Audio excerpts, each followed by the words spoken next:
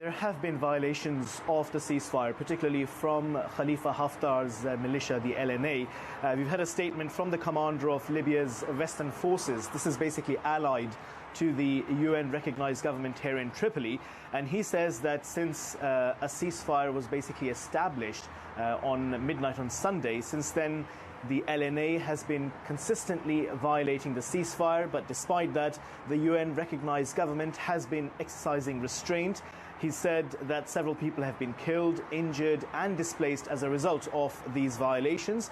Now, we've heard from other GNA officials, as well as the Turkish Foreign Minister, Mevlut Çavuşoğlu. They've said that it seems that Khalifa Haftar does not want a political solution.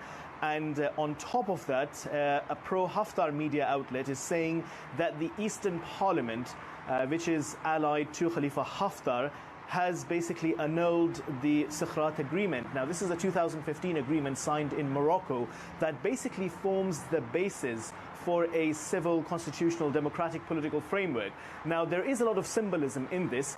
If Haftar has annulled this agreement, as is being reported by media supportive of him, then that means that he's perhaps trying to hint that there's going to be no political solution and there's going to be just a military solution.